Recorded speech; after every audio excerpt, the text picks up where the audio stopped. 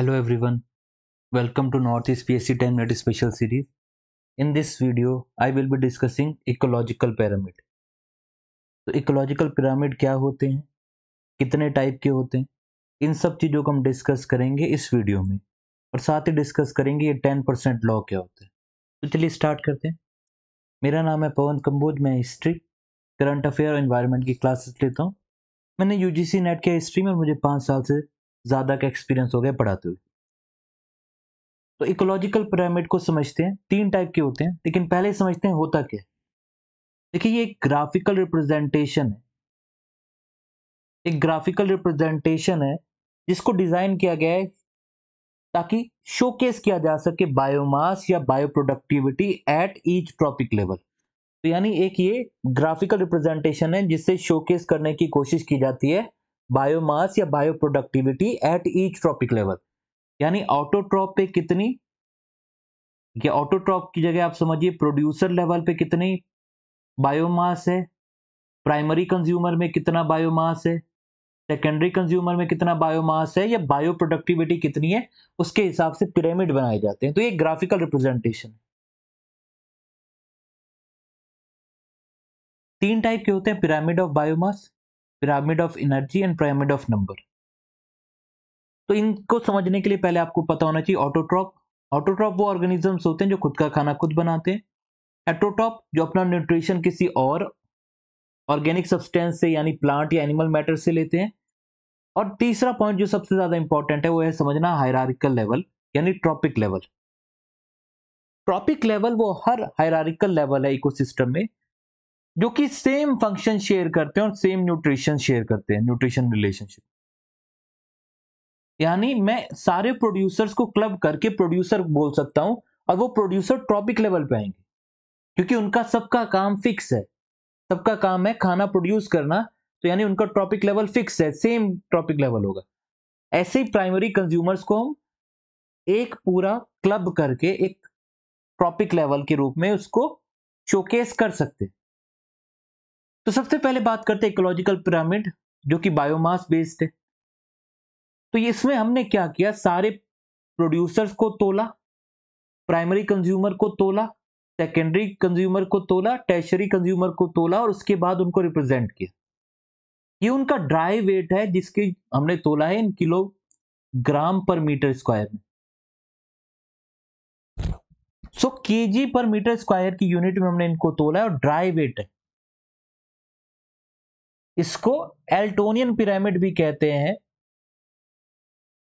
और ये जो बायोमास पिरामिड है ये शोकेस करता है कि कैसे बायोमास प्रेजेंट है ऑर्गेनिज्म में। वेयरएस एनर्जी पिरामिड अलग होता है। एनर्जी पिरामिड शोकेस करता है कैसे एनर्जी फ्लो होती है हर एक बायोमास में या कितनी एनर्जी कैप्ट होती है।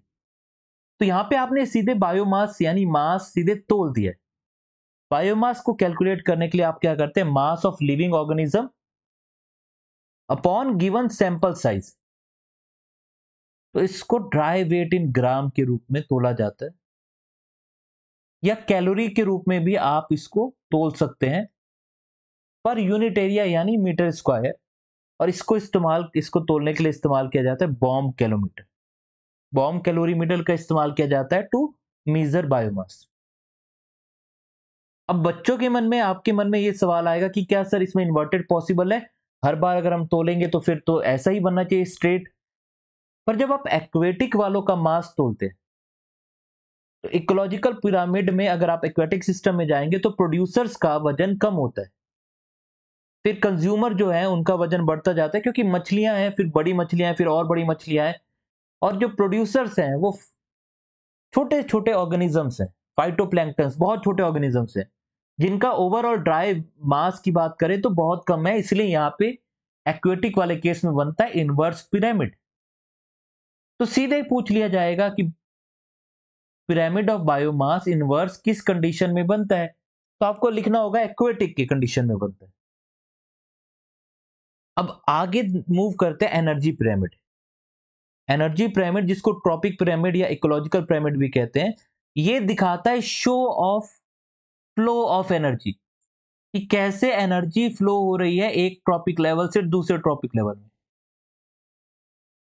और जो एनर्जी फ्लो होती है एनर्जी पिरामिड में, वो बॉटम अप अप्रोच से होती है। और जब भी एक टॉपिक से दूसरे टॉपिक पे जाती है तो एनर्जी कम ही होती है, क्योंकि हर टॉपिक पे रहने वाला ऑर्गेनिज्म कुछ एनर्जी को अपने खुद के काम के लिए यूज करता है और बाकी को ट्रांसफर करता है। इट्स लाइक कि मेरे पास 100 रुपए थे और 100 में से मैंने कुछ यूज करने हैं खुद के लिए, क्योंकि मेरा खुद का भी खर्चा है, एंड बाकी जो बचे हुए पैसे मैं अपने फ्रेंड को दे रहा हूं।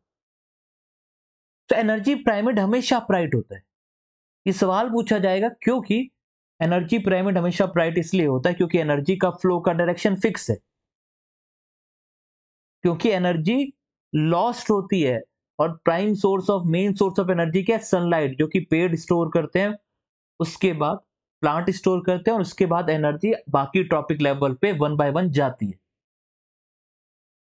और हीट स्केप होती रहती है एटमॉस्फेयर में जब भी हम कोई काम करते हैं और वो वापस नहीं आती। तो सिंपल सा फंडा है कि अगर मेरे पास 10,000 रुपए थे तो मैं दूसरे को दूंगा तो खुद के खर्चे निकाल के दूंगा, तो हो सकता है उसको 1,000 रुपए ही दूं, वो 1,000 रुपए आगे 100 रुपए ही दे अपने किसी आगे और मेंबर को। तो हर एक पर्टिकुलर टॉपिक लेवल पे लेस एनर्जी होगी as compare to previous topic level, क्योंकि कुछ ना कुछ एनर्जी तो इस्तेमाल हो गई होगी। वो कितनी इस्तेमाल होती है उसको कहते हैं 10% लॉ, जिसको दिया था रेमंड लिंडनमैन ने 1942 में, जिनका कहना है सिर्फ 10% एनर्जी ही एक लेवल से दूसरे लेवल जाती है, बाकी 90% लॉस्ट हो जाती है ट्रांसफर में और रेस्पिरेशन में। तो सिंपल अगर मैं बोलूं कि प्राइमरी प्रोड्यूसर के पास 10,000 या 1 लाख की एनर्जी है, तो प्राइमरी कंज्यूमर तक जाते जाते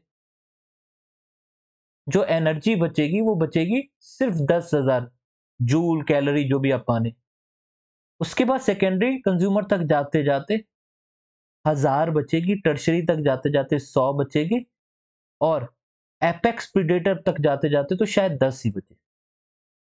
तो ये है 10% लॉ। ये कहता है कि लगभग 80-90% एनर्जी तो डिसिपिएट हो जाती है हर एक ट्रॉपिक लेवल पे जाते जाते, और इसको दिया था रेमंड लिंडमैन ने इन 1942। ये बहुत इंपॉर्टेंट लॉ है। ये लॉ शोकेस करने की भी कोशिश करता है कि कैसे जो हर्बीवोरस है उनके पास ज्यादा एनर्जी होने की चांसेस है, क्योंकि वो डायरेक्टली प्लांट को कंज्यूम कर रहे हैं और प्लांट्स में ज्यादा एनर्जी होती है। तो एक लॉजिक ये दिया जाता है कि आपको हर्बीवोरस यानी आपको पेड़ पौधे खाने चाहिए, उससे ज्यादा एनर्जी मिल सकती है। देन आता है pyramid of number. Pyramid of number की अगर हम बात करें तो इसके क्लियरली मेंशन है, इसमें पॉपुलेशन का नंबर काउंट किया जाता है। तो हर एक ट्रॉपिक लेवल पे कितने इंडिविजुअल स्पीशीज अवेलेबल हैं उनको लिखा जाता है, और उसके हिसाब से पिरामिड बनाए जाते हैं। इसमें ना उनका साइज देखा जाता है ना बायोमास देखा जाता है, सीधे हेड काउंट किया जाता है, यानी सीधे नंबर। इसको पॉपुलराइज करने वाले थे एल्टन जॉन। एल्टन जॉन ने इसको पॉपुलराइज किया इन 1972 में। अगर हम काउंटिंग नंबर ऑफ क्रिएचर को काउंट करने की बात करें तो ये पिरामिड काफी ज्यादा एफिशिएंट है। Depending on the number of organism ये भी दो टाइप के बनते हैं, अपराइट या इन्वर्टेड। अब अपराइट यानी सीधे की बात करेंगे तो ग्रासलैंड और पॉन्ड इकोसिस्टम सीधा बनता है। वेयर एज इन्वर्टेड की बात करें तो ट्री इकोसिस्टम, देखिए एक ही पेड़ पे आप देखेंगे तो अलग अलग ऑर्गेनिजम्स रह सकते हैं। तो प्रोड्यूसर यहाँ पे कम हो गया है, नंबर हेड काउंट कम हो गए हैं, लेकिन जैसे ही बाकी सारे प्राइमरी कंज्यूमर सेकेंडरी कंज्यूमर्स की बात करेंगे तो उनका नंबर बहुत ज्यादा होता है। कोई पंछी हो सकते हैं, कुछ ऐसे हो सकते हैं, तो ये इन्वर्टेड बनता है ट्री की बात करें। तो आपको यहाँ पे एग्जाम्पल याद रखने होते हैं, टाइप याद रखना होता है, 10% लॉ याद रखना होता है, और यही कुछ ऐसी चीजें हैं, और ये याद रखना होता है कि बायोमास वाला इन्वर्टेड और अपराइट कब बनता है। तो ये इंपॉर्टेंट फैक्ट्स हैं रिलेटेड टू बायोलॉजिकल पिरामिड, जो कि हम बनाते हैं थोड़ा बेटर समझने के लिए इन सब चीजों को, थोड़ा टॉपिक लेवल और थोड़ा एनर्जी फ्लो को बेटर समझने के लिए। तो उम्मीद है आप लोगों को ये सारी चीजें क्लियर हुई होंगी। ऐसे ही और बहुत सारी वीडियोस हम लेके आते रहेंगे।